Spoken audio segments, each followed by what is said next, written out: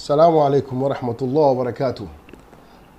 Yau za mu yi magana akan wani karin magana da wani abokinmu ya tambaya jiya bayan mun yada bidiyon mu da muka yi na jiya na labarin ƙunar bakin wake.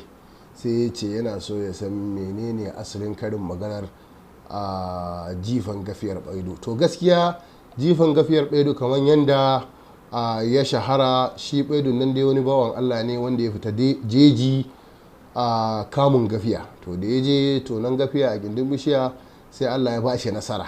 Da Allah ya bashi nasara sai ya samu ya kama guda ɗaya. To ya kama guda ɗaya yana rike da ita, sai wata ta fito daga cikin wannan rami a guje.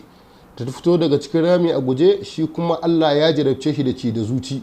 Maimakon ya dangana da wacce take hannunsa ko ya hari wata wacce za ta fito take gaba da shi, sai ya bi waccan da gudu. Da ya bi ta da gudu sai ya ga cewa ba zai kama ta ba. Shikenan sai wata zuciyar ta ce to ka jefe ta. Yana rike da gafiya a hannunsa, sai ya ɗauki wannan gafiya da take hannunsa sai ya jefi waccan wacce take gudu da ita. Shine wacce take gudun ta tsere, kuma wacce take hannun nasa ita ma ta gudu. Ya zamanto ya tashi a biyun babu. To shine idan mutum garin kwaɗayi ya je ya yi abin da ya rasa abin da yake hannunsa, sai a ce ya yi jifan gafiyar baidu. Shi bai kama na gujen ba, kuma na hannun nashi ya tsere. Salamu alaikum.